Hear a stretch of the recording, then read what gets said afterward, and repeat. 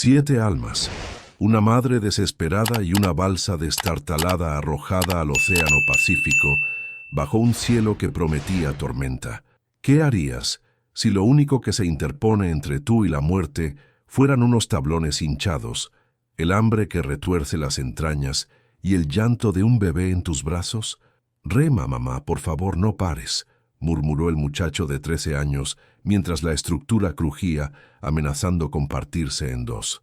Pero lo que había bajo esas aguas oscuras, oculto entre formaciones rocosas y relatos perdidos en el tiempo, era algo que jamás debió ser descubierto, y lo que ella arrancó del lecho marino no era solamente un secreto enterrado, era un grito de justicia esperando desde hace más de 100 años para ser escuchado. La lluvia golpeaba sin piedad aquella tarde de junio de 1894 en Puerto Escondido, una pequeña comunidad de pescadores perdida entre los acantilados de la costa de Oaxaca, transformando los caminos de tierra en corrientes de lodo negro que parecían querer devorar la poca esperanza que aún permanecía. Sofía, con el rostro marcado por las ojeras de una vigilia sin fin, contemplaba cómo las gotas repiqueteaban contra el ataúd vacío de Rodrigo, un hombre al que el mar se había llevado sin devolver siquiera un cuerpo para darle cristiana sepultura. El aroma a cera derretida de las velas corrientes se entremezclaba con el olor a sal y moho que permeaba las paredes de madera carcomida de su jacal, creando una atmósfera sofocante que se adhería a la piel y al espíritu. Sus 7 hijos, desde el mayor de 13 años hasta la más pequeña de 7 meses que dormía inquieta en su regazo, la observaban con esos ojos enormes y negros, esperando una respuesta, una seguridad que ella no poseía, mientras el viento aullaba afuera como una fiera famélica exigiendo su ofrenda. El silencio que vino después del entierro simbólico fue más aplastante que la propia tormenta, interrumpido únicamente por el sonido de las tripas vacías de los niños y el goteo constante de las filtraciones en el techo. Rodrigo no solo había dejado un hueco en la mesa y en el lecho, sino una red de deudas que se extendía como una mancha de petróleo sobre el futuro de la familia. Sofía sabía que el luto era un privilegio que las mujeres pobres no podían darse, pero no tuvo tiempo ni de enjugarse las lágrimas antes de que la realidad llamara a su puerta con los nudillos de la crueldad más descarnada. No era un vecino trayendo consuelo, ni un compadre ofreciendo pescado. Era el mayordomo de don Herminio, el hacendado que poseía cada grano de arena y cada viga de madera en Puerto Escondido, un hombre cuya codicia era tan honda y gélida como el océano mismo. Don Herminio no se molestó en entrar a la vivienda, permaneció bajo el marco de la puerta, resguardándose de la lluvia con un paraguas negro, mirando a Sofía y a su prole con la misma indiferencia con la que se observa a un pescado que no vale la pena. Su voz era profunda, desprovista de cualquier matiz humano, cuando le recordó que el jacal, la balsa y hasta el oxígeno que respiraban pertenecían a la hacienda y que la muerte de Rodrigo no cancelaba la deuda, sino que la hacía exigible de inmediato. Sofía sintió que la tierra se abría bajo sus pies descalzos, una sensación de vértigo y náusea, mientras apretaba más fuerte a su bebé contra el pecho, como si pudiera resguardarla de las palabras que estaban a punto de ser pronunciadas. El hombre le dio un ultimátum que sonaba más a sentencia capital: desocupar la propiedad antes del anochecer o enfrentar la prisión por robo y fraude, dejándole una única salida que era en realidad una condena al vacío. La única posesión que don Herminio le permitió conservar en un gesto que destilaba un sadismo pulido fue una vieja balsa que se pudría en la costa, una embarcación que los pescadores del lugar habían descartado hacía años por considerarla peligrosa incluso para navegar en la laguna tranquila. Le dijo que podía tomar esa madera podrida y marcharse hacia los islotes malditos, una zona de formaciones rocosas mortales conocida como las fauces del diablo, donde se decía que los cardúmenes de peces eran abundantes, pero de donde ningún alma regresaba con vida. Era una elección imposible: quedarse y ver a sus hijos perecer de hambre en las calles del poblado, humillados y dispersados, o lanzarse al océano abierto en una cáscara de nuez, con la certeza casi total de que el Pacífico terminaría el trabajo que la tormenta había iniciado con su marido. Sofía miró a sus hijos, sus rostros sucios y atemorizados, y en sus ojos no vio pánico sino una confianza ciega que le desgarró el corazón en 1000 fragmentos. La marcha hacia la playa fue un calvario bajo la lluvia torrencial, con Sofía cargando el escaso peso de sus pertenencias en un atado y el peso infinito de la desesperación sobre sus hombros. Los vecinos observaban desde las ventanas entreabiertas, escondidos detrás de las cortinas desgastadas, incapaces de intervenir por temor a la furia de don Herminio, convirtiéndose en cómplices mudos de aquella injusticia brutal. El lodo se aferraba a los tobillos de Sofía, como si la tierra misma intentara detenerla, advirtiéndole del peligro inminente, pero ella avanzaba con la mandíbula apretada y la vista fija en el horizonte gris y turbulento. Al llegar a la orilla, la balsa parecía un esqueleto olvidado, con la madera verdosa por las algas y fisuras que prometían dejar entrar el agua helada del Pacífico. No había regreso posible. El pueblo que la vio nacer le había volteado la espalda, y ahora solo le quedaba confiar en la clemencia de las olas que rugían con furia ancestral. Subir a los niños a la embarcación fue una maniobra delicada y aterradora, sintiendo cómo la estructura crujía y se quejaba bajo el peso de 7 vidas inocentes y un bidón de agua mal tapado. El hijo mayor, con los labios morados por el frío penetrante, intentaba sacar el agua que ya comenzaba a filtrarse por el fondo, usando una vieja lata oxidada, con una determinación que no correspondía a sus años.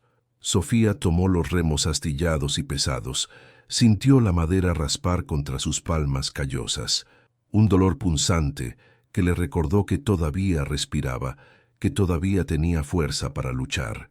Empujó la balsa contra la resaca, peleando contra las olas que intentaban devolverla a la playa, como si el mar rechazara aquel sacrificio humano. Pero ella remó con una furia nacida del pánico maternal, rompiendo la barrera de espuma y adentrándose en la oscuridad líquida e infinita.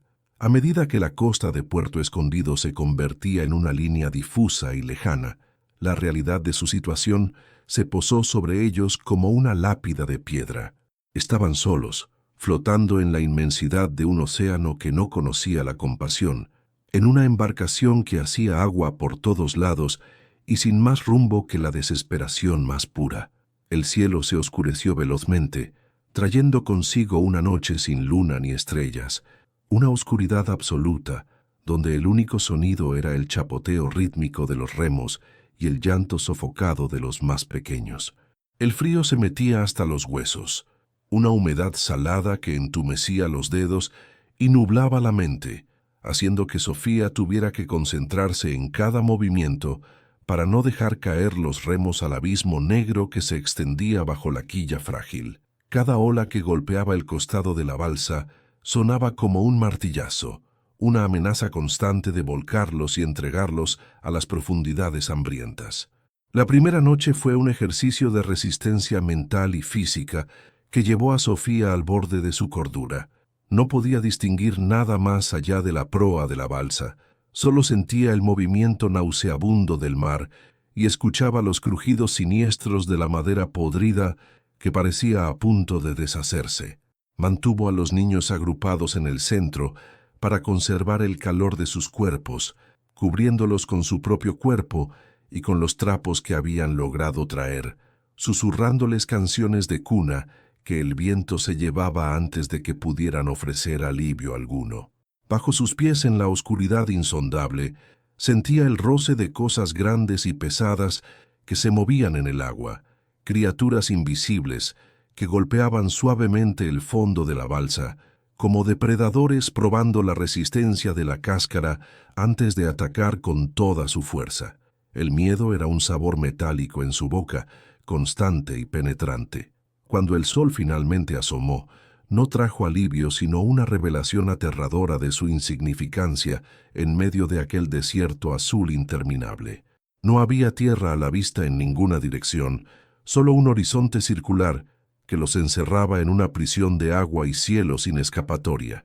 El calor comenzó a apretar a medida que avanzaba la mañana, convirtiendo la humedad de la noche en un vapor sofocante que secaba las gargantas y agrietaba los labios hasta hacerlos sangrar. Sofía racionaba el agua del bidón con una disciplina de hierro, dando apenas unos sorbos a los niños y negándose a sí misma el alivio, sintiendo cómo su propia lengua se hinchaba dentro de la boca como un trapo seco. Sus brazos, entumecidos y adoloridos, seguían remando mecánicamente hacia donde ella intuía que estaban los islotes malditos, guiada más por una intuición ancestral de esposa de pescador que por cualquier conocimiento real de navegación. Al cuarto día, la situación se volvió desesperada.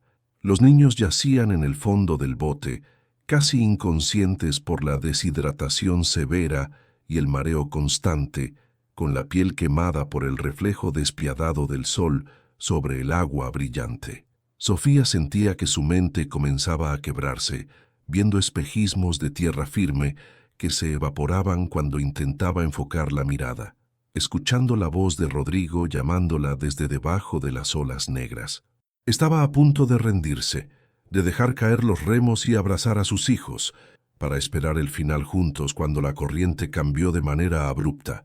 La balsa fue arrastrada con una fuerza renovada y violenta hacia una zona donde el color del agua pasaba de un azul profundo a un verde oscuro y amenazador, y, frente a ellos, emergiendo de la bruma como colmillos de una bestia prehistórica, aparecieron las formaciones rocosas de las fauces del diablo, y el sonido del mar rompiendo contra las rocas afiladas anunció que su verdadero calvario apenas comenzaba ahora. El estruendo del agua al chocar contra las formaciones rocosas no era el rugido rítmico de la playa, sino un caos violento y ensordecedor, como si mazos de piedra golpearan simultáneamente una superficie de vidrio.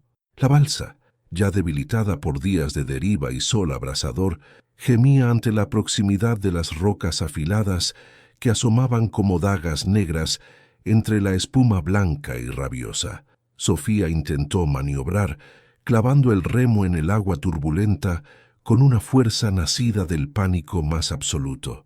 Pero la corriente en ese lugar tenía voluntad propia, una mano invisible y poderosa que arrastraba la pequeña embarcación hacia el laberinto de piedra mortal. Los niños gritaban, un coro de terror agudo que se perdía en el estrépito del mar enfurecido, mientras el casco de madera podrida rozaba por primera vez contra la roca viva, un sonido chirriante y desgarrador que vibró en los dientes de todos los ocupantes, anunciando que la fragilidad de su refugio estaba a punto de ceder por completo.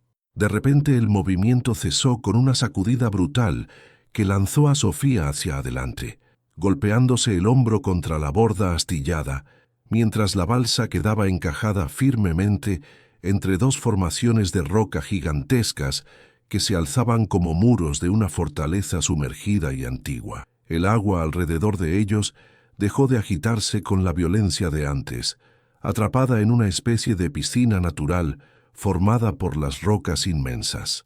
Pero el silencio que siguió fue aún más aterrador que el ruido ensordecedor. Era un silencio pesado, sepulcral, interrumpido solo por el goteo del agua que escurría por las paredes de piedra y la respiración entrecortada de sus hijos aterrorizados.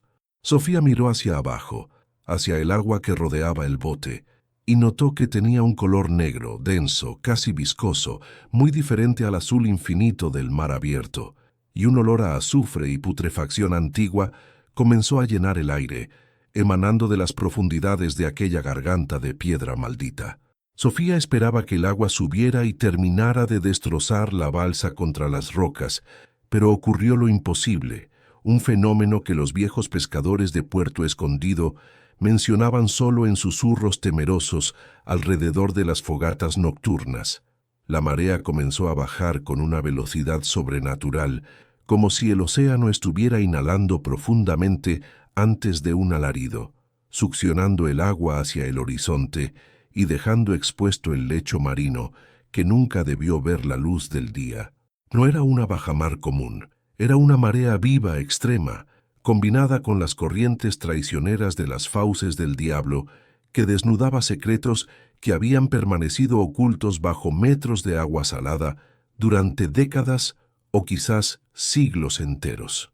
La balsa descendió suavemente a medida que el nivel del agua bajaba hasta quedar posada de manera precaria sobre un lecho de arena húmeda y roca muerta, rodeada por paredes de piedra que goteaban y brillaban con extrañas tonalidades violáceas bajo la luz del sol de la tarde. El paisaje que se reveló ante sus ojos era de una belleza grotesca y extraterrestre, un jardín de pesadilla que no estaba hecho para la mirada humana. Cangrejos ciegos de caparazones pálidos corrían entre las grietas buscando refugio de la luz repentina, y extrañas formaciones de esponjas y anémonas pulsaban en el aire, asfixiándose lentamente fuera de su elemento natural. El olor se hizo insoportable, una mezcla de sal concentrada, pescado muerto y algo metálico que recordaba a la sangre vieja y oxidada. Sofía se puso de pie en la balsa, tambaleándose por la debilidad extrema y el mareo, y examinó su entorno con una mezcla de fascinación morbosa y horror puro. Estaban vivos, milagrosamente vivos, pero estaban atrapados en el fondo de un pozo de roca del que sería imposible salir remando hasta que la marea volviera a subir con toda su furia. Y cuando eso ocurriera, la violencia del agua regresando podría ser su sentencia final e inevitable. Sin embargo, algo llamó su atención más allá de la supervivencia inmediata, un destello que no correspondía al brillo húmedo de las rocas ni al nácar de las conchas rotas esparcidas por el suelo. Provenía de una grieta profunda, una fisura oscura en la base de uno de los muros de roca más grandes, una herida en la geografía del arrecife que parecía conducir a una caverna submarina ahora parcialmente drenada por el fenómeno. Sofía sintió un tirón en el estómago, esa intuición visceral que muchas veces había advertido a Rodrigo de las tormentas antes de que aparecieran las nubes oscuras. Miró a su hijo mayor, cuyos ojos estaban hundidos por la sed extrema, y le entregó el bidón casi vacío con una orden silenciosa de que cuidara a sus hermanos sin moverse. Sabía que era una locura descomunal. Sabía que salir de la balsa era arriesgarse a pisar peces piedra venenosos o caer en grietas invisibles llenas de espinas. Pero la desesperación le había quitado el miedo a la muerte y le había dejado solo la urgencia de encontrar una salida, o al menos una respuesta. Bajó de la balsa con cuidado extremo, sintiendo cómo la roca crujía y cortaba las plantas de sus pies descalzos, a pesar de la capa de callosidad dura, un dolor agudo y real, que le sirvió para anclarse en el presente. El suelo era resbaladizo, cubierto de un limo verde y traicionero, y cada paso requería un esfuerzo monumental de sus piernas temblorosas y debilitadas. Caminó hacia la grieta, guiada por ese presentimiento absurdo e inexplicable, con el agua llegándole apenas a los tobillos en las zonas más bajas del terreno irregular. A medida que se acercaba, la forma dentro de la fisura comenzó a definirse, dejando de ser una sombra abstracta para convertirse en algo geométrico, artificial, creado por manos humanas.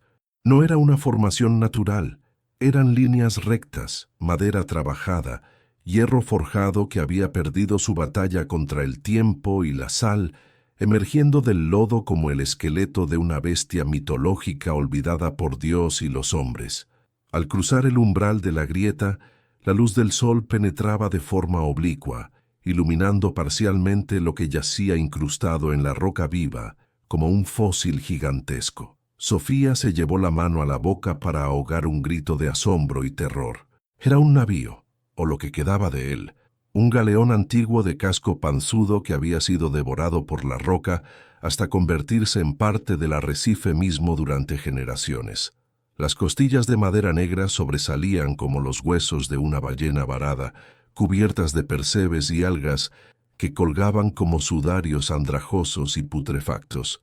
La atmósfera alrededor del pecio era pesada, cargada de una tristeza antigua y palpable, como si los gritos de los hombres que murieron allí todavía estuvieran atrapados en las burbujas de aire, atrapadas bajo la cubierta colapsada. Sofía se sintió una intrusa en una tumba sagrada, violando el descanso de un desastre que el mar había guardado celosamente para sí durante más de un siglo. Pero no fue la majestuosidad lúgubre del barco lo que detuvo su corazón, sino lo que la reciente tormenta, la misma que se había llevado a Rodrigo, había provocado en aquel cementerio submarino olvidado. La violencia de las corrientes de los días anteriores había removido toneladas de arena y escombros acumulados, desenterrando partes del casco que habían estado ocultas durante siglos bajo capas geológicas. Cerca de lo que alguna vez fue la cabina del capitán, ahora una boca oscura y abierta como una herida infectada, algo había sido expulsado hacia el lecho de arena por la fuerza del agua.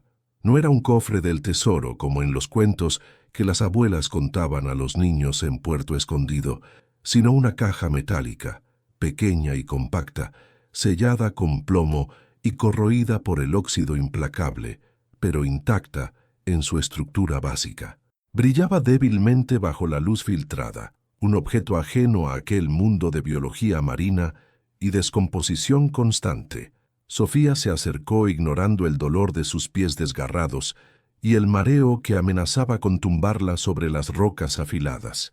El objeto tenía un peso visual, una gravedad propia que atraía su mirada como un imán poderoso.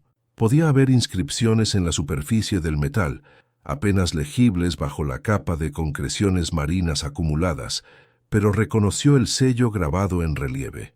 Una corona española, el símbolo real que había visto alguna vez en documentos oficiales viejos en la alcaldía del pueblo. No sabía qué contenía aquella caja misteriosa, pero sabía con una certeza absoluta e inquebrantable que aquello no pertenecía al mar, ni a los peces, ni a los muertos que la custodiaban. Pertenecía al mundo de los hombres, al mundo de don Herminio y las leyes que la habían expulsado de su hogar, y por primera vez en días sintió una chispa de algo que no era esperanza, sino poder crudo, la posibilidad de que aquella caja contuviera algo más valioso que su propia vida y la de sus hijos. Intentó levantarla y sus músculos gritaron en protesta dolorosa. La caja era pesada, terriblemente pesada, como si contuviera plomo macizo o piedras densas. Pero la adrenalina de la madre acorralada inundó su sangre como fuego líquido. Escuchó un ruido a sus espaldas, un gorgoteo ominoso que venía de la entrada de los arrecifes. La marea estaba empezando a cambiar su ciclo. El mar que le había concedido aquella breve ventana de oportunidad regresaba para reclamar lo suyo con la furia de quien se da cuenta de un robo flagrante. Sofía sabía que tenía minutos, tal vez solo segundos, antes de que el agua volviera a subir y llenara la grieta, atrapándola junto con el barco muerto para siempre. Agarró la caja con ambas manos, raspándose la piel contra el metal oxidado y áspero, y tiró con un gruñido gutural y animal, arrastrando el objeto centímetro a centímetro sobre la roca cortante, de regreso hacia la balsa donde sus hijos esperaban, ajenos al descubrimiento que estaba a punto de cambiar su destino para siempre. El regreso hacia la balsa fue una tortura física que desafiaba toda lógica de supervivencia humana, una carrera agónica contra un mar que despertaba con un apetito voraz e implacable. Sofía arrastraba la caja metálica sobre la roca irregular, sintiendo cómo las aristas de piedra le desgarraban la piel de los pies y las rodillas, dejando un rastro de sangre que el agua salada lavaba al instante con ardor brutal. El sonido del océano había cambiado drásticamente. Ya no era un murmullo lejano, sino un rugido cercano y gutural, el sonido de millones de litros de agua precipitándose para llenar el vacío que la marea había dejado temporalmente expuesto. El nivel del agua subía visiblemente, lamiendo sus pantorrillas primero, luego sus rodillas, con una frialdad que enviaba espasmos de dolor a través de sus músculos agotados y hambrientos. Cada paso era una batalla contra la succión del barro y el peso muerto de aquel objeto, que prometía ser su salvación o su ancla final hacia el fondo del abismo. Cuando finalmente alcanzó la embarcación, sus pulmones ardían como si hubiera inhalado fuego puro y sus manos estaban agarrotadas en una forma de garra dolorosa alrededor de las asas oxidadas de la caja misteriosa. Los niños lloraban aterrorizados por el repentino ascenso del agua que hacía que la balsa golpeara violentamente contra las paredes de roca que antes los protegían del océano.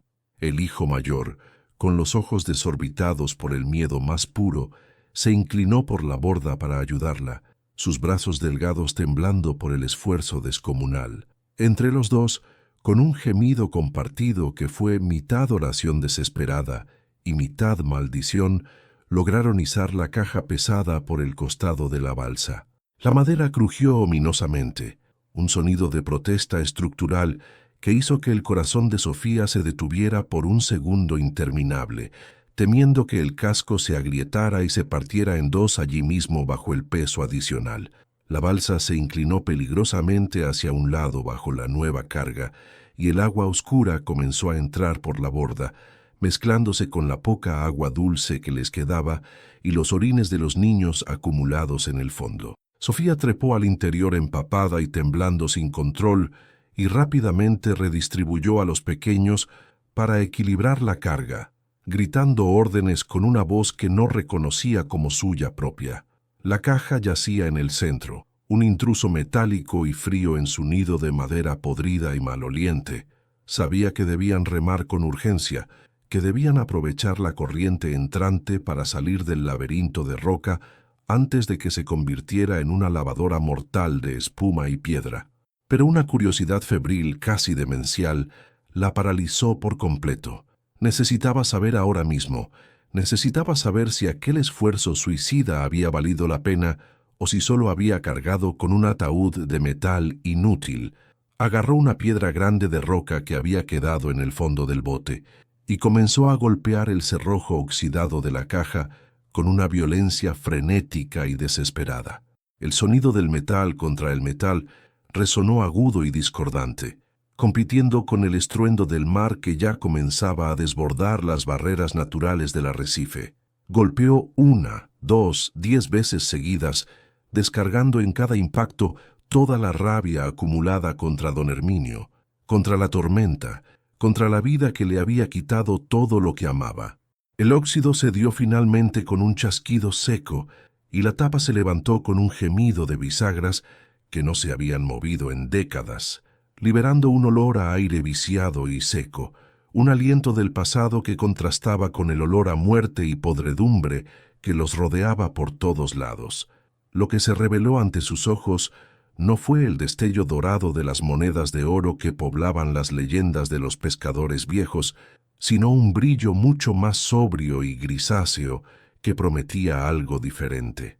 Envueltos en restos de cuero podrido y tela encerada que se desintegraba al tacto más leve, había lingotes rectangulares, pesados y densos como la misma condena. Plata pura, oscurecida por el tiempo implacable pero inconfundible en su esencia, y debajo de ellos, protegidos en un cilindro de plomo sellado con cera roja agrietada, había documentos antiguos, papeles gruesos y amarillentos, cubiertos con una caligrafía elaborada, y sellos oficiales que Sofía reconoció vagamente de las pocas veces que había visto edictos reales en la plaza del pueblo. No eran tesoros de piratas sanguinarios. Era un cargamento oficial perdido y olvidado por la historia, algo que tenía un valor que iba más allá del simple peso del metal precioso. Sofía sostuvo uno de los lingotes, sintiendo su frialdad penetrante en la palma de la mano, y una comprensión súbita iluminó su mente agotada como un relámpago. Aquel sello, el escudo grabado en la plata con precisión imperial, era el mismo que adornaba la entrada de la vieja hacienda en ruinas al norte del pueblo, la tierra original que don Herminio había reclamado como suya décadas atrás, argumentando abandono legal y prescripción. La leyenda local hablaba de un barco que traía los títulos de propiedad oficiales y el pago de la corona para los colonos fundadores, un barco que nunca llegó a su destino, permitiendo a los oportunistas como el abuelo de Herminio apoderarse de todo sin resistencia.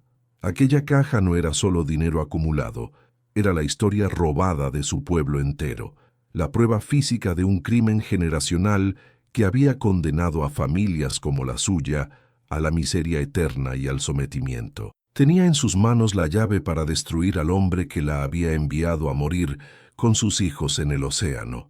Pero el mar no entiende de justicia histórica ni de redenciones poéticas escritas en pergaminos antiguos. Una ola repentina, más grande que las anteriores, saltó por encima de la barrera de roca y golpeó la balsa de costado con fuerza brutal, llenándola de espuma y agua hasta los tobillos de todos.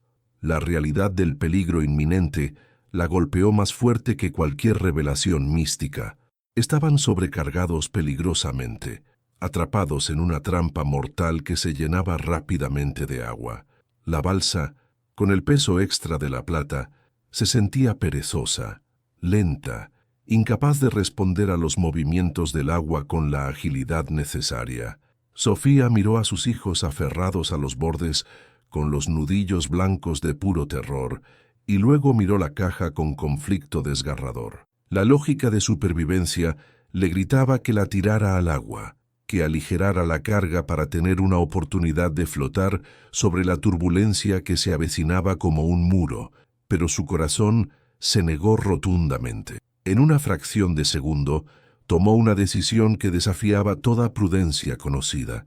Comenzó a arrojar todo lo demás por la borda sin piedad. La lata de achicar, los trapos sucios que usaban de abrigo, las piedras que usaban de lastre para equilibrio, incluso el bidón de agua casi vacío, voló hacia el agua espumosa sin dudarlo. Se quedaría con la plata, se quedaría con la prueba irrefutable.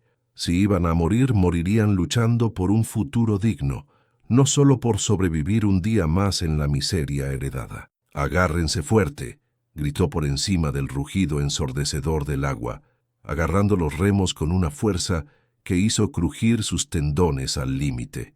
La marea entrante estaba creando un canal de flujo violento hacia la salida del arrecife, una corriente rápida que podía expulsarlos hacia mar abierto o estrellarlos contra las agujas de piedra afiladas. Tenía que montar esa corriente como Rodrigo le había enseñado en noches pasadas. Recordó las palabras de su esposo muerto, susurros de noches pasadas, remendando redes bajo la luz de la lámpara de aceite humeante. El mar siempre te da una salida, Sofía, pero tienes que tener el coraje de tomarla cuando te muestra los dientes. Vio la espuma formándose en un patrón de V hacia la salida de la grieta, indicando la profundidad segura entre las rocas mortales. Clavó los remos en el agua turbulenta y remó con todo el peso de su cuerpo exhausto, sincronizando sus movimientos con el empuje del mar como en una danza mortal. La balsa se levantó casi vertical sobre la cresta de una ola que entraba y rebotaba contra las paredes, y por un momento aterrador quedaron suspendidos en el aire, ingrávidos y sin control, antes de caer con un golpe sordo hacia adelante, impulsados por la resaca hacia la libertad del agua profunda, más allá del arrecife. Oye, si has llegado hasta aquí es porque esta historia te está atrapando tanto como a mí cuando la descubrí.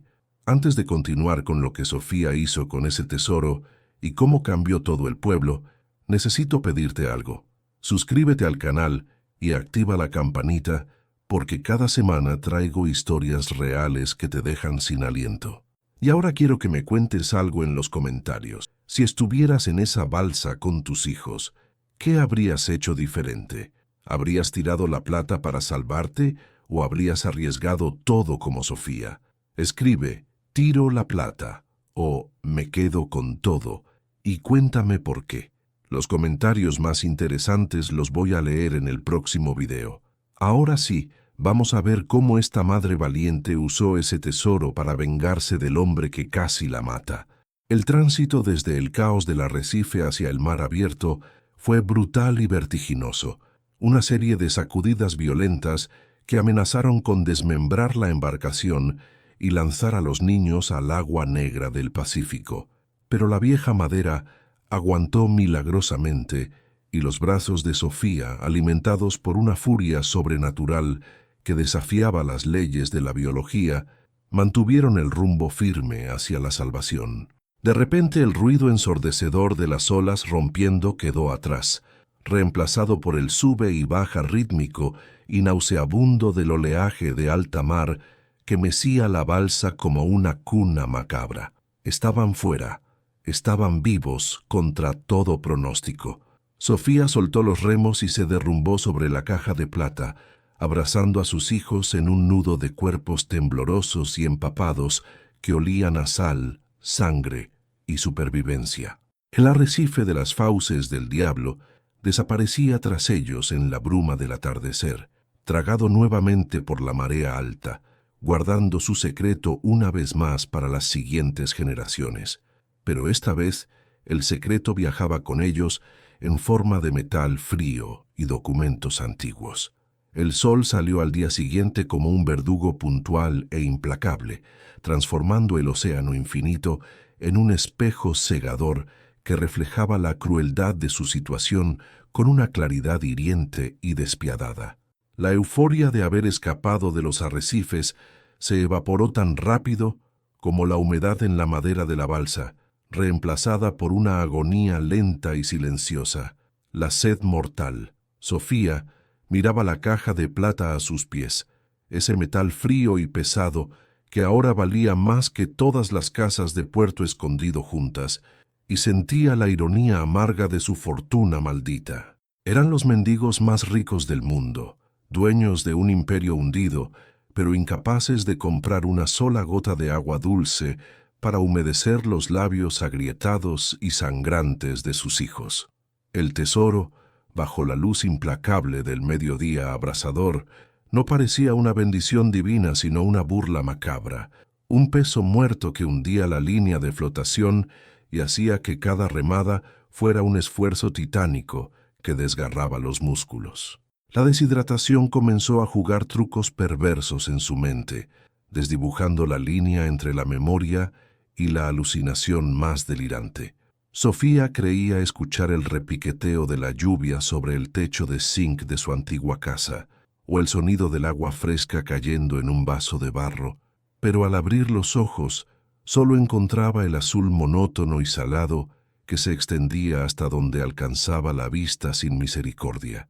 Su hijo mayor, Miguel, yacía en el fondo de la balsa con los ojos vidriosos y perdidos, murmurando incoherencias sobre ríos de hielo y mangos dulces, mientras la pequeña en sus brazos había dejado de llorar completamente, sumida en un letargo que aterrorizaba a Sofía más que cualquier grito desesperado. Ella intentó exprimir la humedad de los trapos empapados en agua de mar para refrescarles la frente ardiente, sabiendo que beberla sería una sentencia de muerte segura, luchando contra el impulso suicida de saciar su propia sed con el veneno salado que la rodeaba por todos lados.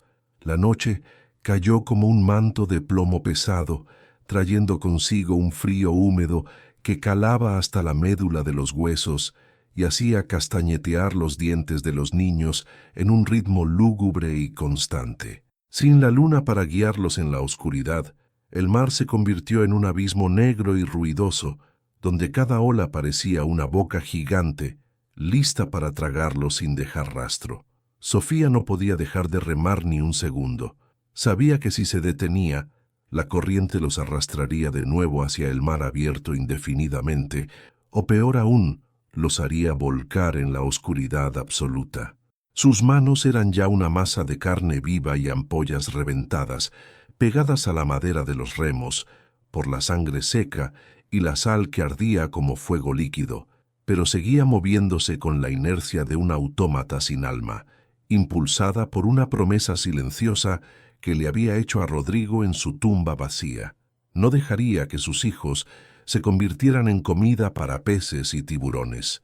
Hablaba sola en la oscuridad impenetrable, discutiendo con fantasmas que solo ella podía ver, preguntándole al viento nocturno si aquel sacrificio de plata valía el precio de sus almas condenadas. Fue en la hora más oscura, justo antes del amanecer, cuando la esperanza está más muerta, que el silencio del océano fue roto por un sonido que no pertenecía al agua, un graznido áspero y salvaje.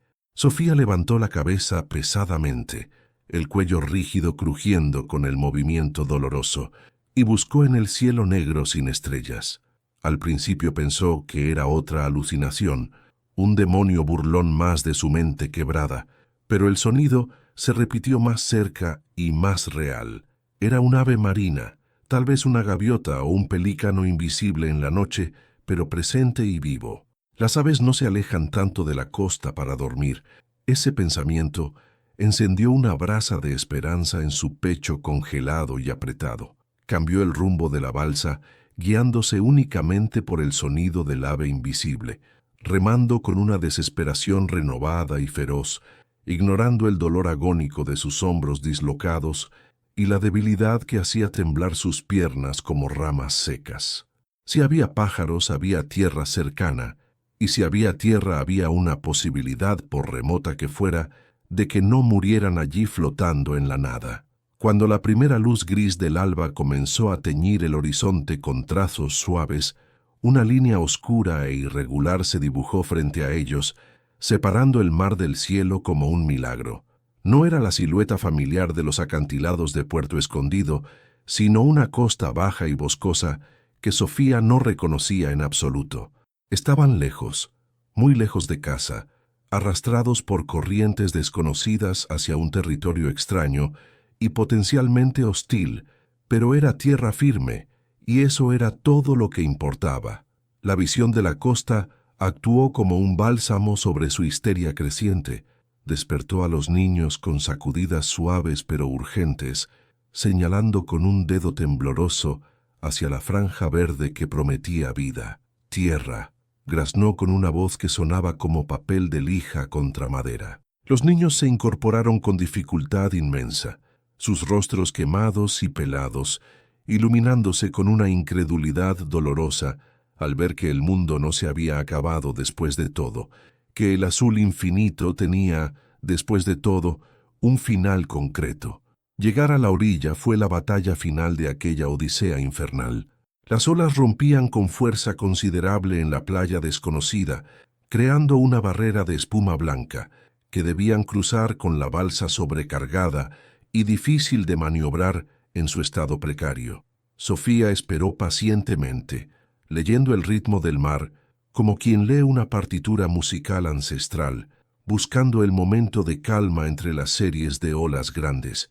«¡Ahora!», gritó con toda la fuerza que le quedaba, y remó con las últimas reservas de energía que le quedaban en el cuerpo destrozado. La balsa surfeó la cresta de una ola espumosa, se ladeó peligrosamente hacia un costado y por un momento pareció que volcarían a metros de la salvación tan cerca y tan lejos, pero el casco tocó arena con un sonido sordo.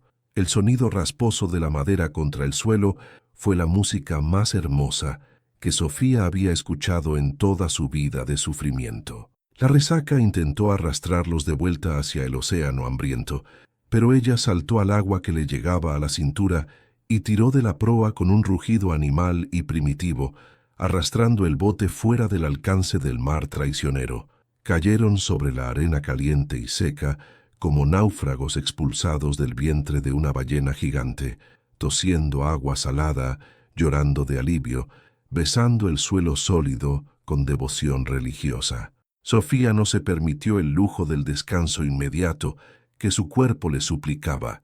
Su instinto de protección seguía en alerta máxima como un animal salvaje. Arrastró a los niños hacia la sombra de unas palmeras cercanas, lejos de la línea de marea y de miradas curiosas, y luego regresó tambaleándose peligrosamente a la balsa para cubrir la caja de plata con los restos de la vela rota y hojas de palma seca que encontró. Estaban a salvo del mar finalmente, pero ahora estaban expuestos a los peligros de la tierra. hombres violentos, bestias salvajes o la simple curiosidad ajena que podía ser mortal. Aquel tesoro era su futuro prometido, pero también podía ser su sentencia de muerte si caía en manos equivocadas en aquel lugar desconocido y potencialmente peligroso. Se derrumbó junto a la caja usándola como respaldo duro, con la mano aferrada a una piedra afilada como arma improvisada, vigilando el horizonte vacío, con ojos de halcón, mientras sus hijos sucumbían al sueño del agotamiento absoluto bajo las palmeras protectoras. No pasó mucho tiempo antes de que la soledad de la playa fuera interrumpida por la presencia humana. Sofía vio una figura caminando por la orilla a lo lejos, avanzando lentamente. Un hombre anciano con un sombrero de palma desgastado y una red al hombro encorvado. Se tensó inmediatamente, preparada para defender a su prole con los dientes si era necesario y con la piedra afilada. El hombre se detuvo al ver la balsa destartalada y el grupo de cuerpos tendidos en la arena como cadáveres. Se acercó con precaución visible, no con la agresividad de un bandido, sino con la curiosidad cautelosa de quien vive en soledad y raramente ve a otros. Al ver el estado lamentable de Sofía y los niños, sus labios agrietados sangrantes y la piel quemada pelándose, el viejo soltó la red sin dudar y corrió hacia ellos con sorprendente agilidad. Sacó una cantimplora de cuero de su costado y ofreció agua a Sofía con manos temblorosas. Ella, a pesar de la sed que la consumía como fuego interno, apartó la mano del hombre con firmeza y señaló a sus hijos con urgencia desesperada. El viejo entendió perfectamente. Con una ternura inesperada y conmovedora, fue dando de beber a los pequeños uno por uno con paciencia infinita, salvándoles la vida con cada sorbo precioso que entraba en sus gargantas resecas. El anciano resultó ser un pescador ermitaño llamado Esteban, que vivía en una cabaña a pocos kilómetros de allí, en un pueblo costero llamado Bahía Escondida, lejos de la jurisdicción y la influencia venenosa de don Herminio y su imperio de injusticia. No hizo preguntas incómodas sobre la caja cubierta, ni sobre por qué una mujer y 7 niños habían llegado del mar en una balsa que parecía un ataúd flotante. Sus ojos, nublados por cataratas y años de sol implacable, habían visto suficientes tragedias marinas como para saber que hay historias que es mejor no desenterrar de inmediato sin permiso. Ayudó a Sofía a levantarse con brazos sorprendentemente fuertes, y entre los dos cargaron a los niños más pequeños hacia su carreta de burros que esperaba en un sendero cercano, oculto entre los árboles. Sofía se negó rotundamente a separarse de la balsa, hasta que Esteban prometió solemnemente ayudarla a cargar sus pertenencias, más tarde bajo el amparo de la oscuridad nocturna. Había encontrado un puerto seguro inesperado, un aliado silencioso en medio de la nada absoluta. Durante los días siguientes, en la humilde cabaña de Esteban, que olía a pescado seco y sal marina, Sofía y sus hijos comenzaron el lento proceso de resurrección física y espiritual. Comieron caldo de pescado caliente, bebieron agua de coco fresca y durmieron sobre esteras limpias que no se movían bajo sus cuerpos. Pero Sofía no descansaba realmente. Mientras su cuerpo sanaba lentamente de las heridas visibles, su mente trabajaba con la precisión de un relojero experto. Por las noches, a la luz mortecina de una vela de sebo humeante, limpiaba meticulosamente los lingotes de plata y estudiaba los documentos que había rescatado del naufragio con obsesión creciente. Las letras antiguas y elaboradas confirmaban sus sospechas iniciales con claridad brutal. Aquellas tierras, las mismas que don Herminio explotaba con impunidad absoluta, habían sido concedidas por decreto imperial a una familia de apellidos que ya no existían en la región, extinguidos por la pobreza sistemática y el olvido deliberado, salvo por un detalle crucial que lo cambiaba todo. Uno de los nombres en el árbol genealógico adjunto al título de propiedad era el de su propia bisabuela materna. La justicia no era solo un concepto abstracto flotando en el aire. corría por sus venas como sangre caliente. Sofía sabía que regresar a Puerto Escondido vestida con harapos y cargando una caja oxidada sería un suicidio garantizado. Don Herminio le arrebataría todo antes de que pudiera pronunciar una palabra de explicación, acusándola de robo, brujería o cualquier crimen inventado.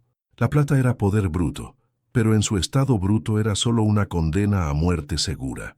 Así que trazó un plan con la frialdad de un general experimentado en vísperas de batalla decisiva.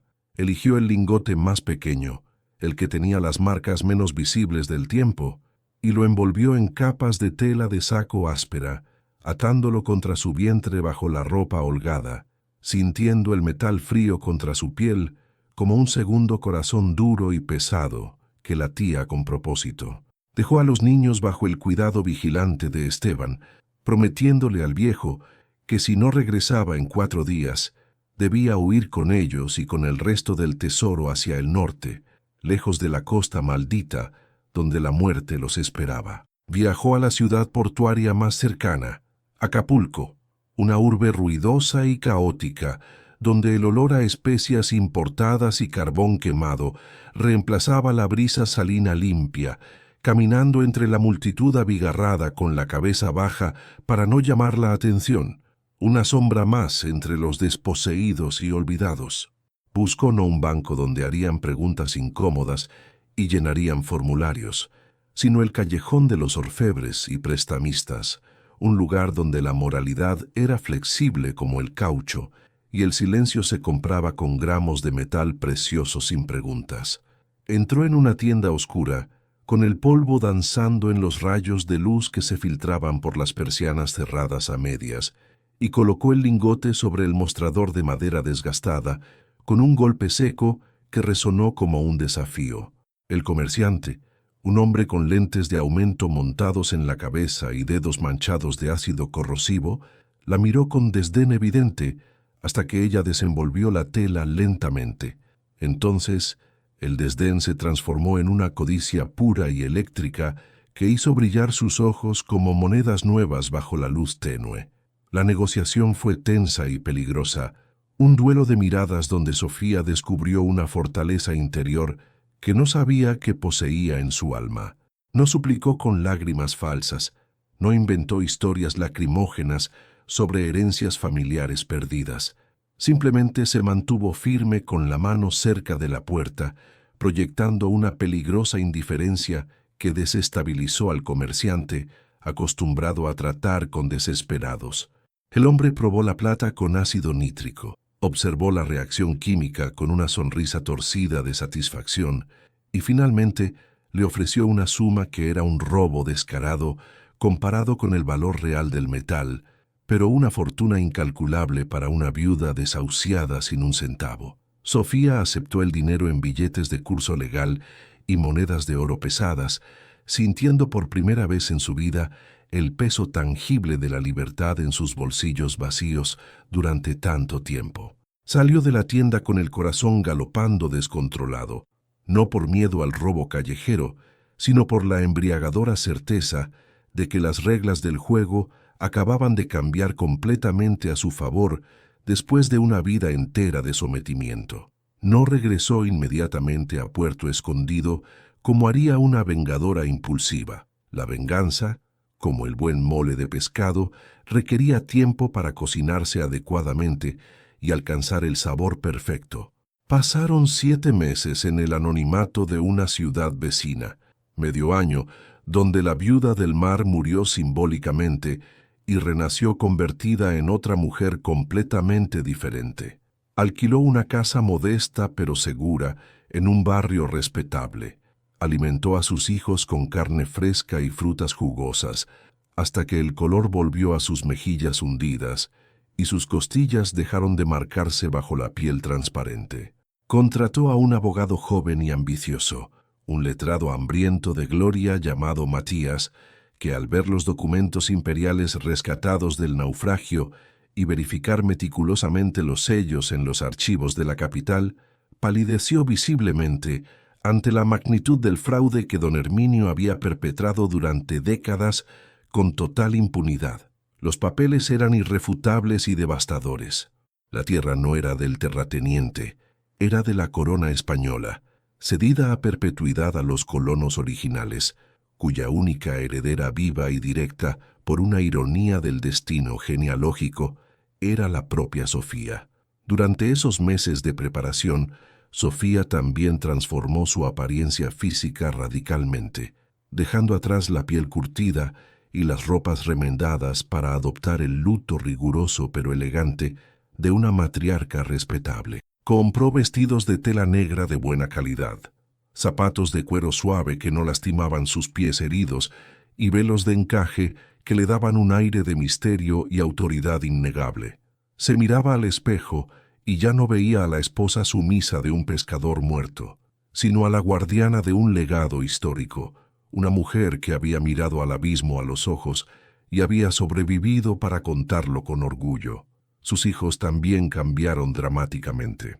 Miguel aprendió a leer y escribir con una avidez feroz e insaciable, entendiendo que aquellas letras eran las armas que usarían para recuperar su hogar robado. La familia se convirtió en una unidad compacta y silenciosa, preparándose metódicamente para el desembarco final. La noticia de su supuesta muerte se había solidificado en Puerto Escondido como un hecho irrefutable. Los vecinos habían rezado novenarios por sus almas perdidas en el mar, y don Herminio había alquilado su antigua cabaña a otra familia desesperada, borrando cualquier rastro de su existencia como si nunca hubieran estado allí. Nadie esperaba verla de nuevo, mucho menos regresar desde el mar, que todos creían que la había devorado sin piedad. Pero el día elegido llegó finalmente. Sofía no volvió en una balsa podrida, sino a bordo de una goleta comercial sólida que alquiló con el dinero de la plata, una embarcación de casco blanco brillante que cortaba las olas con arrogancia desafiante. De pie en la proa con el viento agitando su vestido negro como una bandera de guerra, Sofía observaba cómo los acantilados familiares se acercaban lentamente, sintiendo una mezcla de náusea anticipatoria y triunfo contenido. El barco atracó en el muelle principal al mediodía exacto, bajo el mismo sol abrasador que meses atrás la había visto partir humillada y condenada. La actividad en el puerto se detuvo como si el tiempo se congelara. Los pescadores soltaron sus redes con asombro. Las lavanderas dejaron caer la ropa mojada y un silencio de catedral descendió sobre la playa abarrotada. Cuando Sofía descendió por la pasarela de madera, seguida por sus 7 hijos vestidos impecablemente y cargando maletas de cuero fino, un murmullo de incredulidad recorrió la multitud como una ola de choque eléctrico. «Es un fantasma», susurró una vieja santiguándose repetidamente. «¿Es la viuda de Rodrigo?», preguntó otro incapaz de conciliar la imagen de la mendiga, expulsada con la de aquella dama de porte regio que caminaba con la cabeza alta, sin mirar a nadie directamente, con la vista fija en la colina donde se alzaba la mansión de don Herminio como un castillo de injusticia. No fue a su antigua cabaña ni buscó refugio en la iglesia como haría una suplicante. Sofía se dirigió directamente a la única posada decente del pueblo y alquiló las mejores habitaciones disponibles, pagando por adelantado con una moneda de oro que hizo tintinear sobre el mostrador de madera con un sonido que resonó en todo el pueblo antes del atardecer como una declaración de guerra. La noticia de su regreso inexplicable y de su aparente riqueza misteriosa llegó a oídos de don Herminio antes de que ella terminara de desempacar sus pertenencias. El terrateniente, sentado en su veranda con un vaso de mezcal caro, sintió un escalofrío que no tenía nada que ver con la brisa marina fresca. Los muertos no regresaban con oro en los bolsillos, y si lo hacían, era para cobrar deudas que la ley de los hombres no podía saldar con papel. Esa misma tarde el capataz de Herminio, el mismo hombre que la había expulsado meses atrás, se presentó en la posada con una mezcla de arrogancia heredada y nerviosismo mal disimulado, exigiendo explicaciones inmediatas y sugiriendo con amenazas veladas que la patrona debía presentarse en la hacienda para aclarar su situación irregular. Sofía lo recibió en el vestíbulo luminoso, rodeada de sus hijos, que ahora la miraban no como víctimas indefensas, sino como su protectora intocable. Con una voz tranquila que tenía la dureza del coral bajo el agua, le entregó un sobre sellado con cera roja.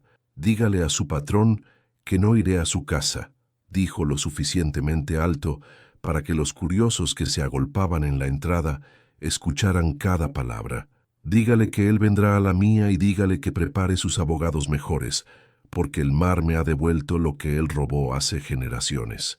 El capataz retrocedió intimidado por la fuerza que emanaba de aquella mujer transformada y salió corriendo hacia la colina como un mensajero de malas noticias.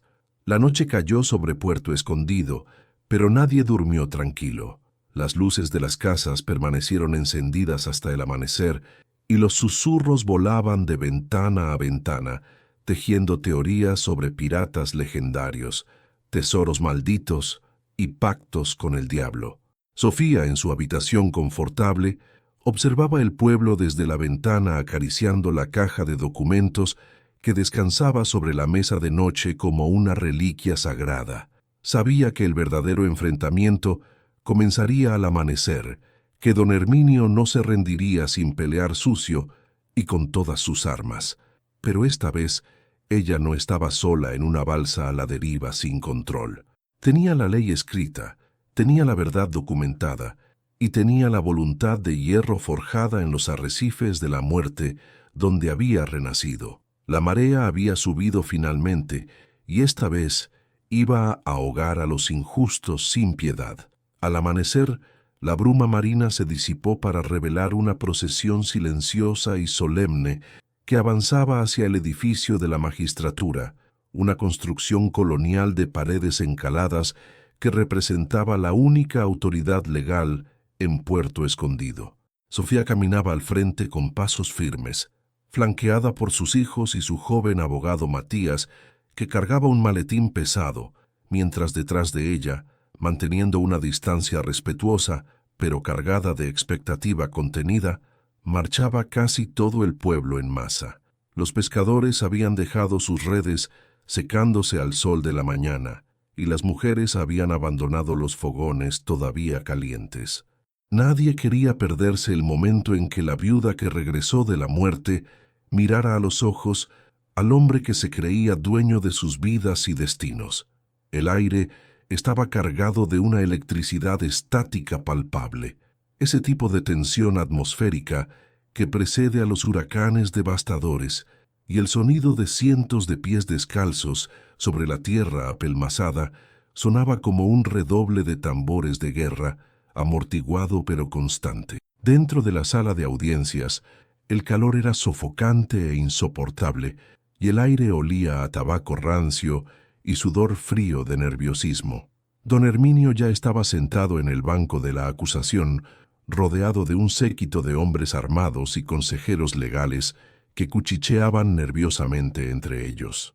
Al ver entrar a Sofía con esa procesión detrás, el terrateniente se puso de pie bruscamente, su rostro enrojecido por una mezcla de ira volcánica y un miedo que intentaba disimular con arrogancia heredada. No podía creer que la mujer demacrada que había expulsado meses atrás fuera la misma dama de negro, que ahora lo observaba con la frialdad de una estatua de mármol labrada. Herminio golpeó la mesa con el puño cerrado, exigiendo que se arrestara a la intrusa inmediatamente por robo de propiedad y piratería marítima, alegando que cualquier riqueza que hubiera traído del mar pertenecía por derecho ancestral a la hacienda que ella habitaba ilegalmente antes de huir como una criminal.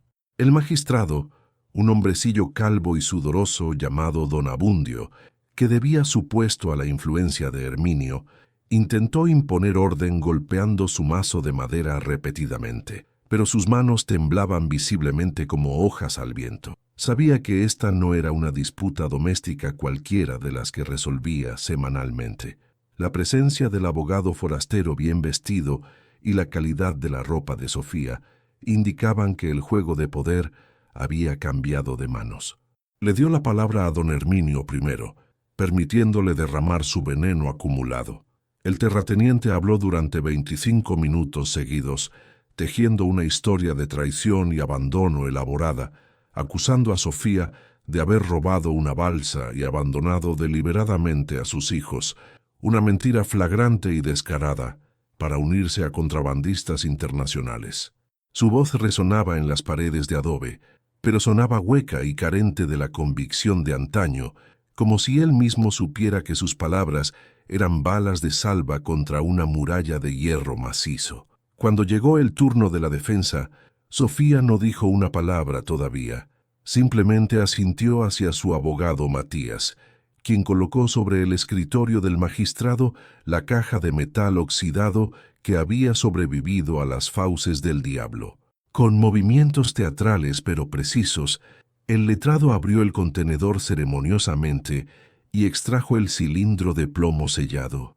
Su señoría comenzó con una voz clara que cortó el murmullo de la sala como un cuchillo afilado. No estamos aquí para discutir balsas podridas ni deudas inventadas.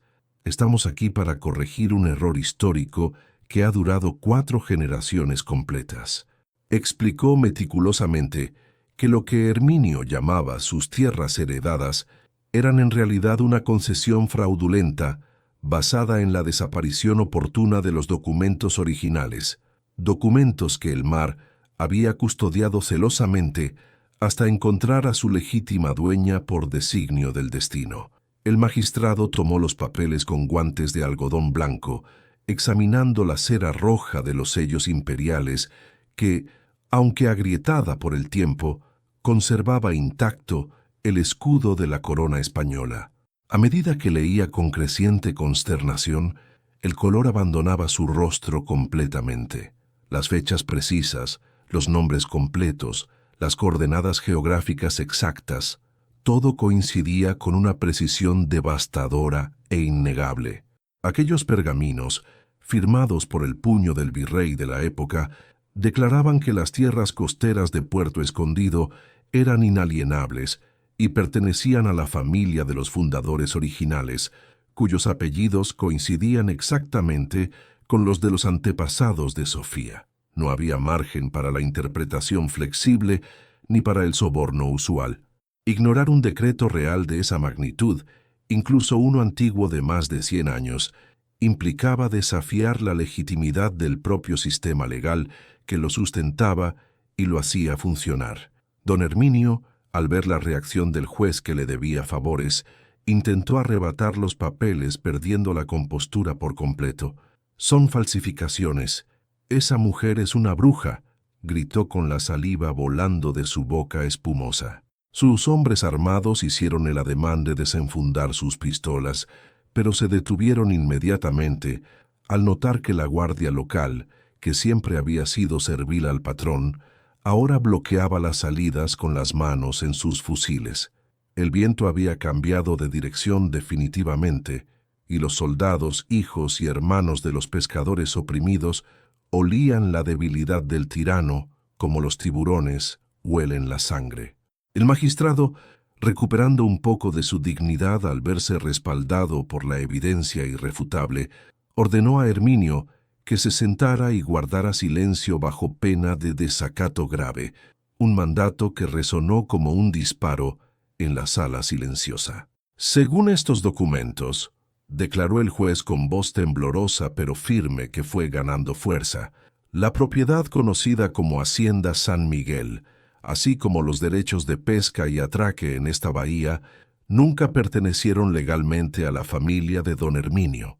Son propiedad legítima de los descendientes directos de la familia Mendoza, es decir, la señora Sofía y sus hijos. Un grito ahogado recorrió la sala, seguido de un silencio atónito y absoluto. La sentencia no solo despojaba a Herminio de su casa y tierras, sino que invalidaba décadas de cobros, alquileres y deudas que había impuesto sobre el pueblo entero. En un instante legal y definitivo, el hombre más rico de la región se convertía en un usurpador condenado y la viuda expulsada se transformaba en la dueña absoluta del horizonte y todo lo que contenía. Herminio, Se desplomó en su silla como si le hubieran cortado los tendones de las rodillas con un cuchillo invisible. Miró a su alrededor buscando apoyo desesperadamente, pero solo encontró miradas de desprecio acumulado o de indiferencia calculadora. Sus abogados, ratas de alcantarilla que sabían cuándo un barco se hundía irremediablemente, comenzaron a recoger sus maletines discretamente, alejándose físicamente de su cliente, como si tuviera una enfermedad contagiosa. Sofía, sin embargo, no sonrió triunfante. No había alegría en su rostro marcado, solo la serenidad terrible de quien ha cumplido una misión sagrada impuesta por el destino. Se levantó despacio, alisó su vestido negro con las manos y miró a Herminio directamente a los ojos sin parpadear. «No quiero su dinero, Herminio», dijo con una voz suave que sin embargo llegó hasta la última fila de la sala abarrotada. «Quiero que sienta lo que es no tener un techo cuando llueve. Tiene hasta el anochecer para salir de mi casa». El terrateniente salió del edificio entre abucheos ensordecedores, protegido apenas por un par de matones leales que empujaban a la multitud enardecida para abrirle paso. La gente le escupía al suelo por donde pisaba, liberando años de rencor acumulado en cada insulto creativo. Sofía salió minutos después y la multitud se partió en dos como el mar rojo ante Moisés. No por miedo, sino por una reverencia casi religiosa hacia la mujer que había desafiado al mar y a la injusticia. Las mujeres lloraban y le tendían a sus hijos para que los tocara como si fuera una santa milagrosa, y los hombres se quitaban los sombreros, avergonzados de no haberla defendido cuando más lo necesitaba meses atrás. Pero Sofía no se detuvo a recibir elogios ni abrazos. Tenía una segunda parte de su plan que ejecutar, una que sanaría las heridas del pueblo más profundamente que cualquier victoria legal en los tribunales. Caminó directamente hacia la oficina del prestamista local, el hombre que llevaba los libros de cuentas de Herminio y que gestionaba las deudas impagables de los pescadores durante generaciones. Entró con la autoridad de una reina reclamando su trono y colocó sobre el mostrador una bolsa de cuero pesada, llena de las monedas de oro y plata que le quedaban tras el viaje y los gastos legales. «Quiero comprar todas las deudas», le dijo al contador que la miraba boquiabierto, sin poder creer lo que escuchaba. «Todas sin excepción, desde la barca más pequeña hasta la red más vieja, desde el alquiler atrasado hasta el préstamo de semillas. Quiero que me entregue los pagarés ahora mismo».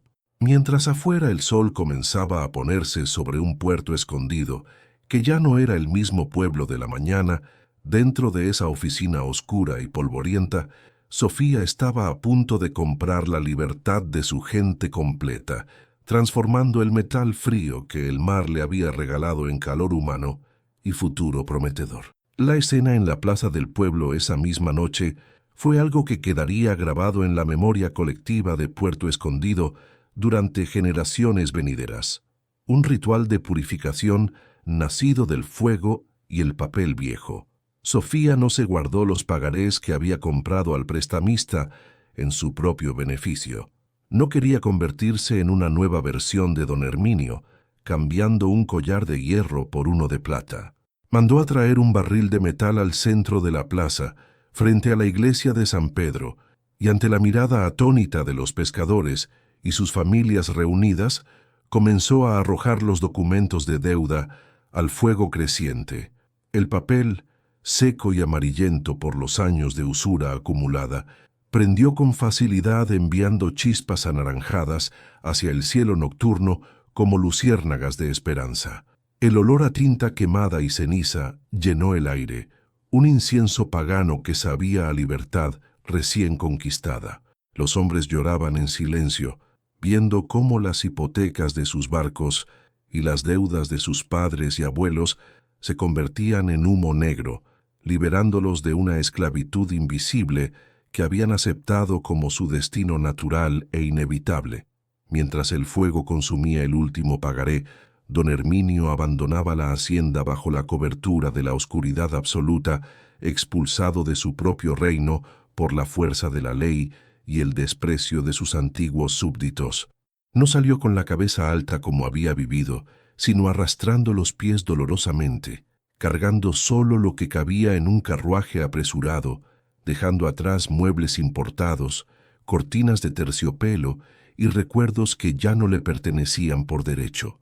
Sofía observó la partida desde la distancia, inmóvil como una estatua, sin permitir que una sonrisa de satisfacción cruzara su rostro sereno. Sabía que un animal herido es más peligroso que uno muerto, y la mirada de odio puro que Herminio le lanzó antes de desaparecer en el camino real le heló la sangre momentáneamente. Aquel hombre no se iría tranquilamente a la irrelevancia.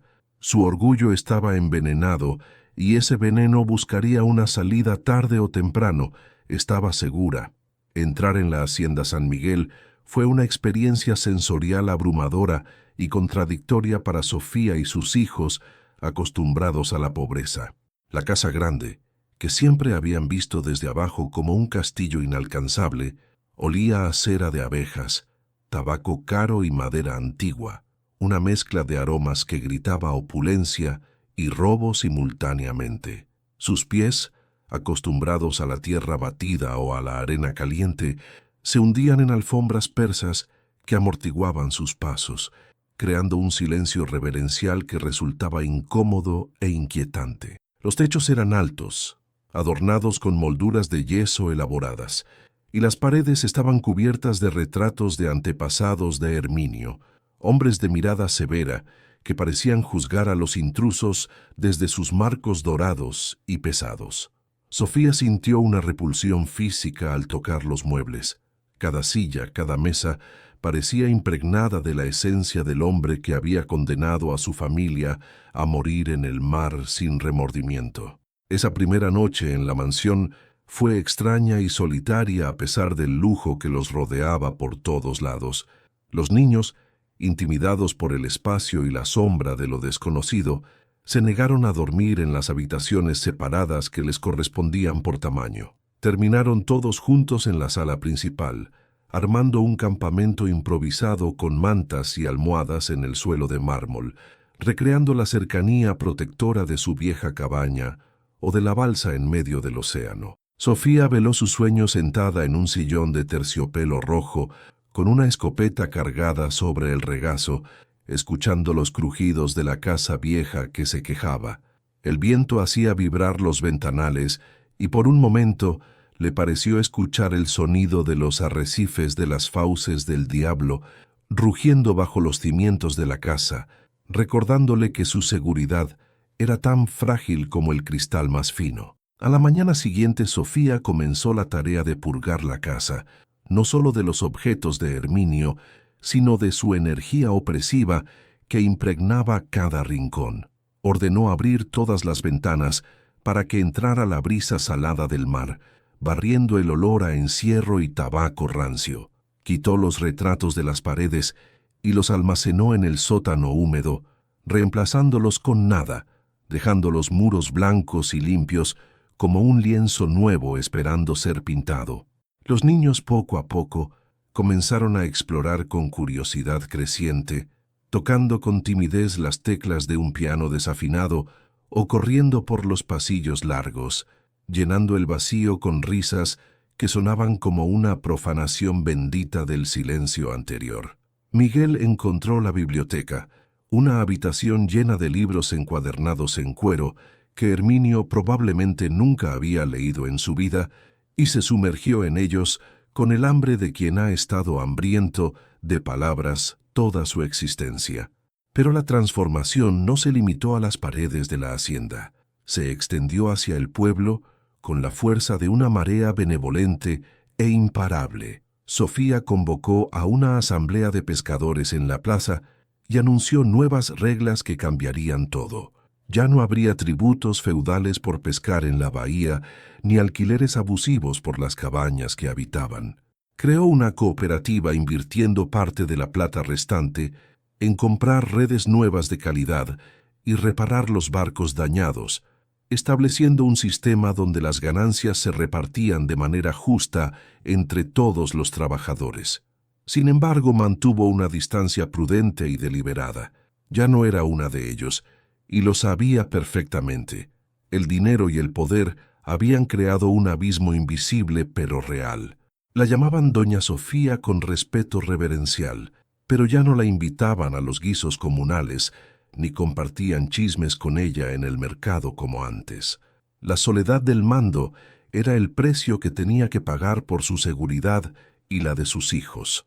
A pesar de la prosperidad que comenzaba a florecer, una sombra persistente oscurecía los días de Sofía como una nube negra. Los rumores llegaban desde los pueblos vecinos con regularidad preocupante. Don Herminio no se había ido lejos. Se decía que estaba viviendo en una posada miserable a 2 días de viaje, gastando sus últimos recursos en bebida barata y en contratar hombres de mala reputación. Los pescadores contaban haber visto extraños merodeando por los límites de la hacienda al atardecer, siluetas que desaparecían cuando se les intentaba confrontar directamente. Sofía sabía que la bestia estaba acechando, esperando un momento de debilidad para atacar. Reforzó las cerraduras de todas las puertas, contrató a 3 guardias de confianza para vigilar el perímetro por las noches y prohibió a los niños alejarse de la casa principal sin supervisión adulta, convirtiendo su paraíso recuperado en una fortaleza dorada pero necesaria. Una tarde, mientras revisaba los libros de cuentas en el despacho que antes ocupaba Herminio, Sofía encontró un compartimento secreto en el escritorio de caoba. Dentro no había dinero ni joyas como esperaba, sino cartas amarillentas, correspondencia antigua entre el abuelo de Herminio y un funcionario corrupto de la capital, detallando cómo habían hecho desaparecer a los verdaderos dueños de la tierra décadas atrás con amenazas y violencia. Leer aquellas líneas escritas con caligrafía elegante fue como recibir un golpe en el estómago que le quitó el aire. Confirmaban que la maldad de Herminio no era un accidente ni un error, sino una herencia maldita, un linaje de sangre y tinta podrida que se transmitía de generación en generación. Pero también encontró algo más inquietante, un mapa reciente dibujado a mano con marcas rojas sobre los arrecifes de las fauces del diablo. Herminio sabía del naufragio desde siempre.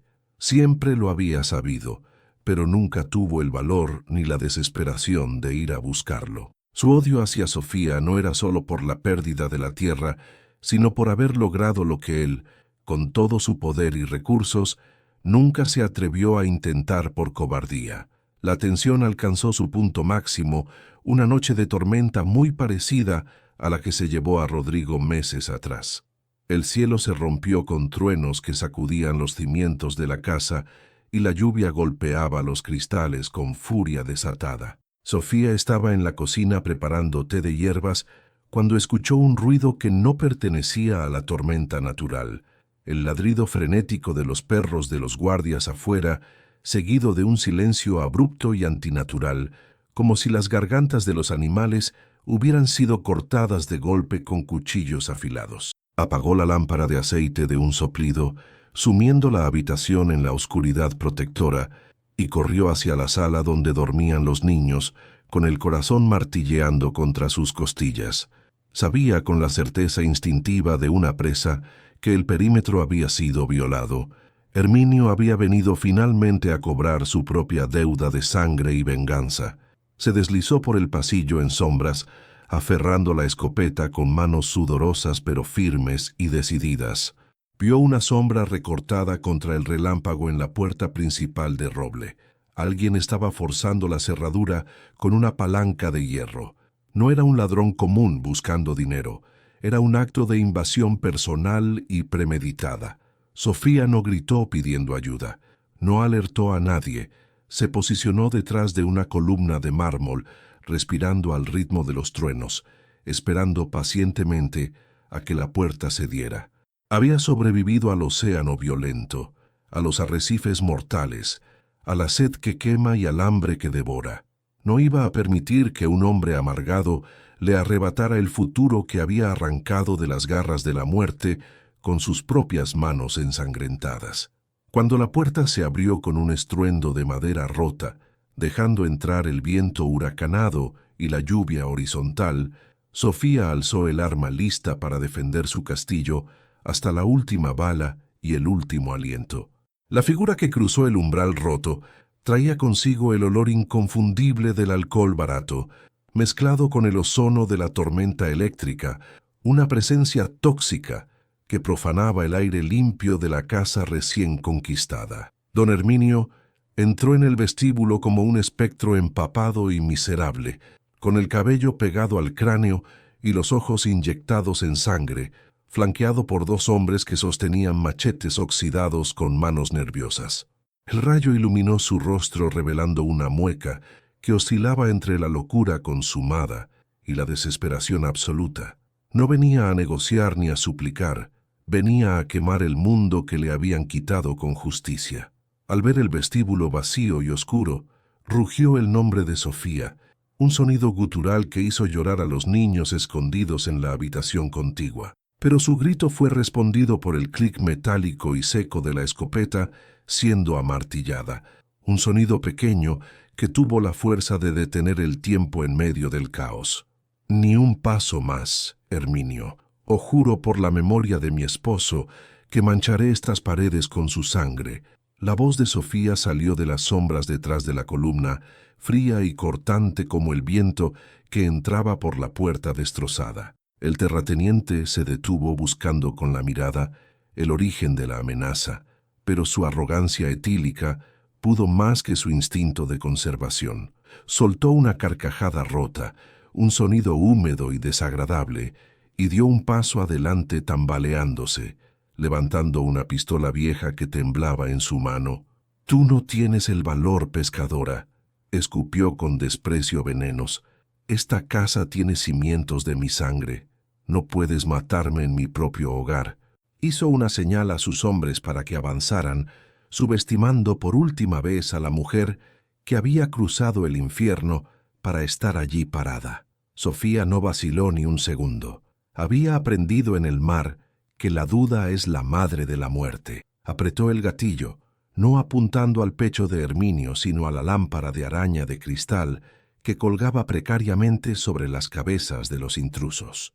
El estruendo del disparo fue ensordecedor en el espacio cerrado, una explosión que dejó los oídos zumbando y llenó el aire de humo acre y polvo de yeso. La lámpara se desplomó con un estrépito de 1000 vidrios rotos, cayendo justo entre los hombres y creando una barrera de fragmentos afilados y confusión total. Los matones, que eran mercenarios pagados con las últimas monedas de un hombre arruinado y no fanáticos leales, soltaron sus armas y retrocedieron aterrorizados, cubriéndose la cara, sorprendidos por la ferocidad inesperada de la defensa. Pero Herminio, cegado por décadas de impunidad y soberbia, cruzó la línea de escombros como un animal herido de muerte, ignorando los cortes en sus piernas, con la mirada fija en la columna donde se escondía Sofía. Se abalanzó hacia ella con un cuchillo que había sacado de su bota, gritando incoherencias sobre herencias robadas y ladrones. Sofía salió de su cobertura usando la escopeta descargada como un garrote pesado y golpeó al hombre en el pecho con una fuerza nacida de años de cargar redes mojadas y niños. El impacto sonó seco, rompiendo costillas audiblemente, y Herminio cayó hacia atrás golpeándose la cabeza contra el suelo de mármol que tanto amaba. Quedó tendido allí jadeando dolorosamente, mirando el techo alto con una expresión de sorpresa infantil, como si no pudiera comprender cómo el universo había permitido que una mujer humilde lo derribara así. El silencio que siguió fue repentino y absoluto, solo roto por el sonido de la lluvia que seguía entrando por la puerta abierta.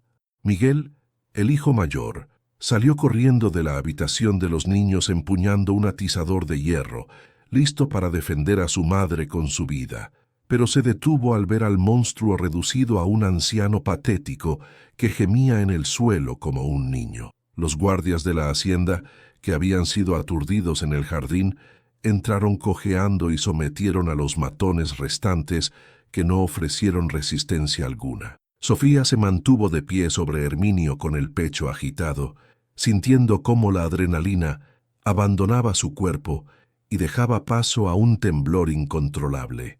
No había triunfo en su mirada, solo una tristeza profunda al ver en qué se convierte un hombre cuando deja que el odio se coma su alma completamente.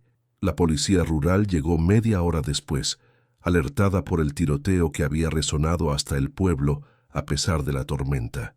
Se llevaron a don Herminio arrastrándolo, un hombre roto que lloraba y maldecía alternadamente, prometiendo venganzas que todos sabían que nunca cumpliría porque ya no tenía poder. Cuando el carruaje de los oficiales se alejó bajo la lluvia incesante, llevándose la última sombra del pasado de Puerto Escondido, Sofía cerró la puerta principal, clavando tablones de madera para cubrir la cerradura rota temporalmente. Se volvió hacia sus hijos que la miraban con una mezcla de miedo y adoración, y se dejó caer de rodillas para abrazarlos con fuerza desesperada. Lloraron juntos en el vestíbulo durante largo rato, limpiando con lágrimas la tensión de la noche terrible, mientras el olor a pólvora se disipaba lentamente, reemplazado por el aroma limpio de la tierra mojada que entraba por las ventanas. A la mañana siguiente, el sol salió con una claridad insultante, iluminando los daños de la noche anterior como cicatrices de guerra que necesitaban ser curadas. Sofía recorrió la casa observando los cristales rotos y las marcas de barro en el suelo y tomó una decisión irrevocable. No podía vivir en un mausoleo del miedo constante. Esa misma tarde contrató a los carpinteros y albañiles del pueblo, no para reparar la mansión y devolverla a su gloria original, sino para transformarla completamente.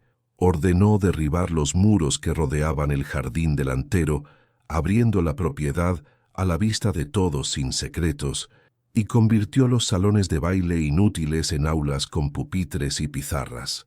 La hacienda San Miguel dejaría de ser una fortaleza privada para convertirse en la primera escuela gratuita de la región, un lugar donde los hijos de los pescadores aprenderían a leer, escribir y, sobre todo, a defender sus derechos con conocimiento. Los años pasaron rápido como las mareas que borran las huellas en la arena, y la historia de la noche del asalto se convirtió en una leyenda que los abuelos contaban a sus nietos. Sofía envejeció con dignidad merecida, su cabello negro tornándose del color de la plata que la había salvado del abismo, pero nunca perdió la fuerza en su mirada penetrante que seguía siendo capaz de hacer temblar a los injustos. Se convirtió en la matriarca indiscutible de Puerto Escondido, una mujer respetada no por su dinero, sino por su justicia inquebrantable. Don Herminio murió solo en una prisión de la capital años después, olvidado por todos.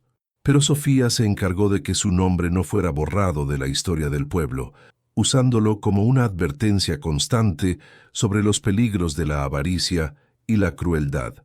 La prosperidad volvió al pueblo no como una lluvia de oro, sino como el fruto del trabajo justo y la ausencia de miedo heredado. Sin embargo, había un ritual que Sofía mantenía sagrado y secreto, una ceremonia que realizaba cada año en la fecha exacta de su naufragio sin fallar. Mientras el pueblo celebraba fiestas y misas en su honor, ella reunía a su familia ahora extendida con nietos y nueras y preparaba el barco más sólido y seguro de la flota pesquera.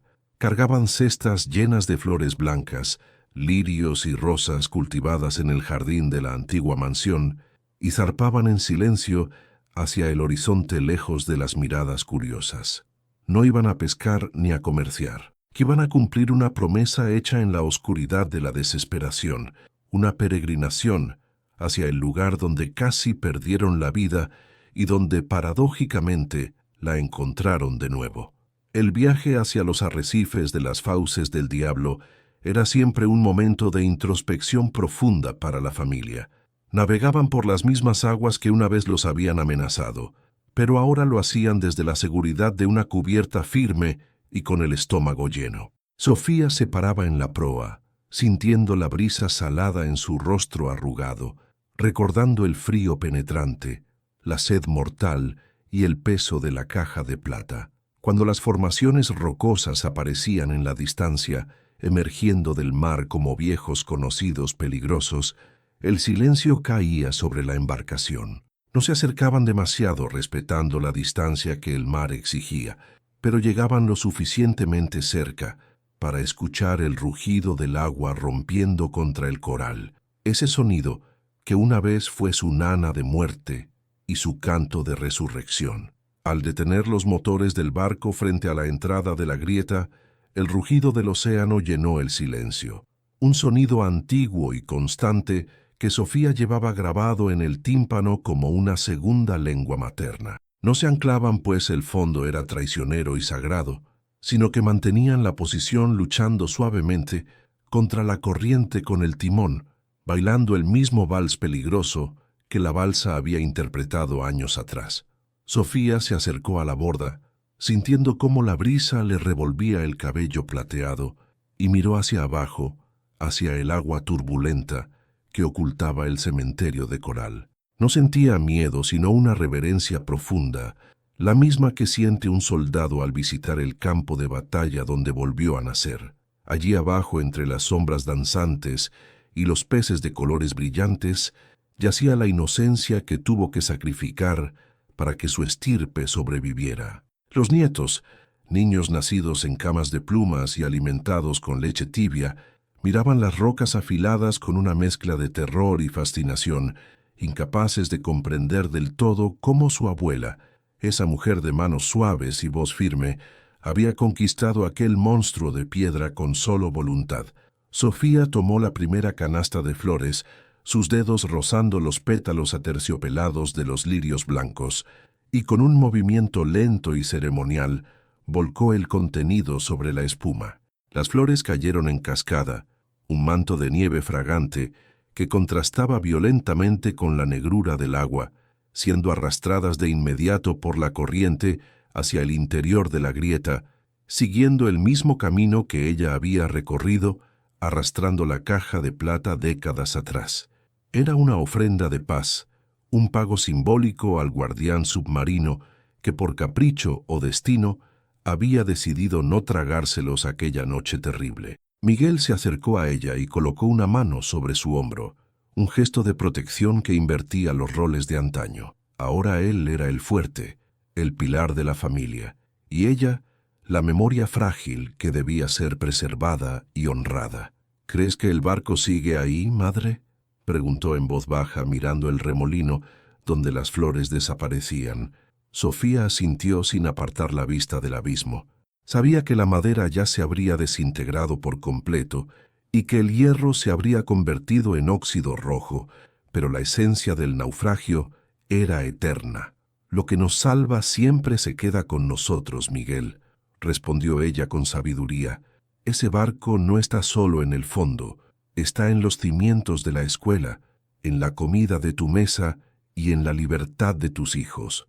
Nunca dejes que olviden que nuestra suerte nació de una desgracia transformada. Había un secreto que Sofía guardaba celosamente, uno que no compartía ni siquiera en esos momentos de intimidad familiar frente al arrecife. En el fondo de su armario de cedro, oculto bajo capas de lino y naftalina en la antigua mansión, todavía conservaba un último lingote de plata, el único que no había vendido ni fundido. No lo guardaba por avaricia ni como un seguro contra la pobreza futura, pues sus inversiones habían prosperado más allá de lo imaginable. Lo conservaba porque necesitaba tocarlo en las noches de insomnio, sentir su frialdad y su peso real, para recordarse a sí misma que todo había sido verdad, que no había sido un sueño febril provocado por la deshidratación. Ese lingote era su ancla a la realidad, la prueba física de que el dolor tiene peso y forma concreta. El regreso a puerto se hacía siempre bajo la luz dorada del atardecer, cuando el sol teñía el mar de un color violeta que suavizaba las aristas del mundo. Puerto Escondido aparecía en la distancia, no como la prisión de pobreza que había sido, sino como un tapiz de tejados rojos y barcas pintadas de colores vivos, un pueblo que había florecido gracias a la inyección de justicia que Sofía había administrado con mano firme. Desde la cubierta podía ver la silueta de la antigua hacienda en la colina, ya sin las rejas de hierro que Herminio había instalado, con las ventanas abiertas y llenas de luz natural.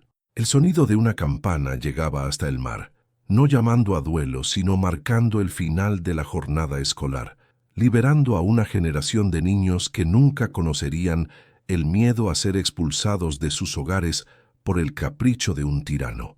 Sofía observaba el pueblo y sentía una paz que le había sido esquiva durante parte de su vida adulta, una tranquilidad que no provenía de la ausencia de problemas, sino de la certeza de haberlos enfrentado todos con coraje.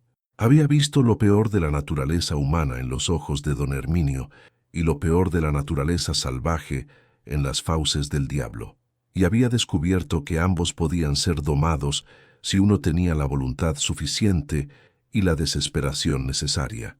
Sin embargo, no se engañaba con ilusiones. Sabía que la prosperidad era cíclica y que el mar siempre reclamaba lo que era suyo eventualmente.